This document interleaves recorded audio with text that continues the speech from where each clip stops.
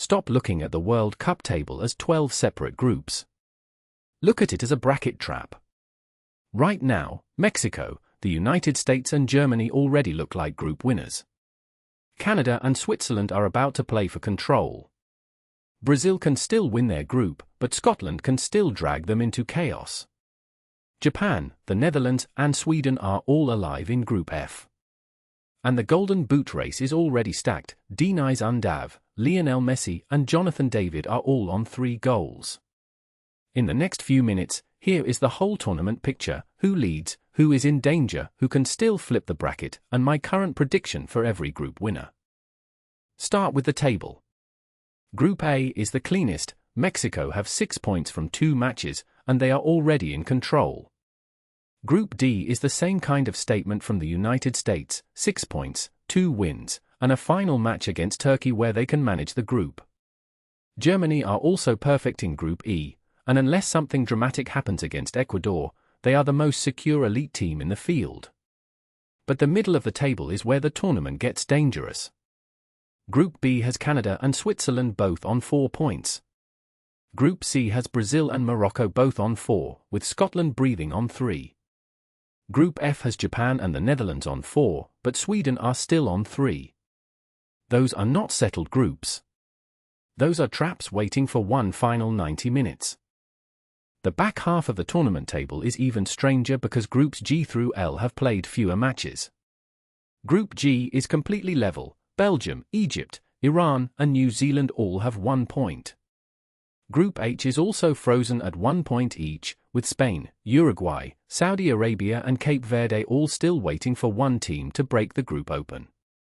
France and Norway lead Group I on 3 points.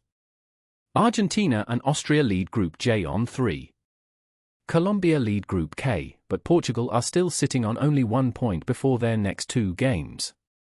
England and Ghana both opened with wins in Group L, and their head-to-head is the kind of match that can decide an entire bracket lane.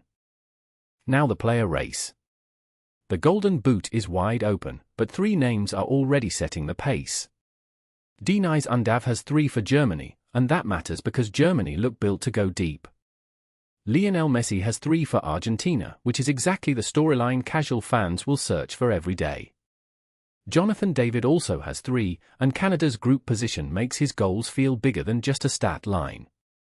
Behind them, the 2-goal group is loaded: Kylian Mbappe, Erling Haaland, Harry Kane, Vinicius Jr., Kai Havertz, Daichi Kamada, Cody Gakpo, Brian Brobbey, and Silly Larin. That is not a random list. That is almost every major attacking narrative in the tournament sitting 1 goal behind the leaders. The best player conversation is not just goals. Jonathan David changed Canada's tournament with a hat-trick against Qatar. Undav has become Germany's ruthless finisher. Messi is still producing the tournament headline every time Argentina play. Kamada rescued Japan late against the Netherlands. Brobbey and Gakpo turned the Dutch attack from a question into a warning. And for team impact, the United States deserve attention. 6 points before the final group game is exactly what a host wants. Mexico also look controlled and ruthless. Germany look like the deepest machine. Canada look like the emotional story. Brazil look dangerous, but not untouchable. The most important matches left are not always the biggest brands. Canada against Switzerland can decide Group B. Scotland against Brazil can change Group C and maybe throw Brazil into a harder route. Paraguay against Australia is basically a second-place fight in Group D. Curacao against Ivory Coast is enormous because the winner can jump toward qualification from Group E. Japan against Sweden is pure danger. If Sweden win, Group F becomes a mess. Tunisia against the Netherlands matters because the Dutch cannot assume 4 points is enough to win the group. Then come the glamour games: Spain against Uruguay, France against Norway, Argentina against Austria, Portugal against Colombia, and England against Ghana. Those are the matches that can tilt search, standings, and bracket predictions in one night. Here is my current prediction map for Groups A through F. Group A, Mexico win it, South Korea survive second. Group B, I slightly lean Canada over Switzerland because of the attacking upside and goal power, but this is close. Group C, Brazil still win the group, Morocco go second, and Scotland become a serious third-place threat. Group D, the United States win it, Australia edge Paraguay for second unless that final head-to-head swings the other way. Group E, Germany win it, Ivory Coast takes second. Group F, I am flipping the current table and taking the Netherlands to win it, Japan second, Sweden as the dangerous third-place team. That is the group where one match can make every prediction look silly. For groups G through L, the sample is smaller, so the predictions need more humility. Group G, Belgium winner, Egypt runner-up. Group H, Spain still have the highest ceiling, Uruguay second. Group I, France winner, Norway second, but Senegal can still punch a hole in that. Group J, Argentina winner, Austria second. Group K is the scary one, Portugal cannot drift for another match. I still predict Portugal to recover and win it, with Colombia second, but that is not comfortable. Group L, England winner, Ghana second. The key idea is not that every pick is locked. It is that the bracket path is starting to form, and the top teams already know which games they cannot afford to turn into chaos. The round of 32 is where the new 48-team format gets messy. Group winners do not all get simple runner-up opponents. Some face one of the best third-place teams, and the exact opponent depends on which third-place teams qualify.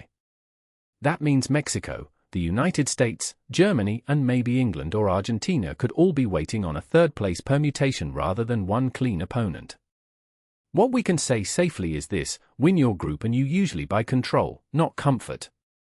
Finish second and you can run straight into another runner-up from a strong group. Finish third and you might still advance, but you lose control of the route completely. So who looks like they can actually win the World Cup right now? Germany have the strongest early combination, goals, depth, and control. Argentina have Messi and a perfect start. France have elite firepower and Mbappe already scoring. England have Kane on the board and a huge test against Ghana. Brazil have the talent, but still need to prove the group is fully under control. Spain and Portugal are in the group stage fog right now, still dangerous, but not yet clean. My current top 5 to win the tournament, based only on what we have seen and what the bracket could become: Germany, Argentina, France, England, Brazil. Portugal and Spain are still close enough to crash that list within one match day. My current prediction is Germany as the safest group stage machine, Argentina as the story team, France as the most explosive knockout threat, and England as the team that can quietly build into the tournament if they control Group L.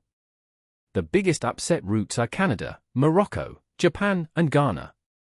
The player race I would track every day is Undav versus Messi versus David, with Mbappe and Haaland one hot match away from taking over. The games I would circle are Canada Switzerland, Scotland Brazil, Japan Sweden, France Norway, Portugal Colombia, and England Ghana. Those are the matches that can change the table, the bracket, and the feeling of the whole World Cup. Subscribe to the Football Vault, because this tournament is moving every day, and we are tracking every result, every group, and every route to the final.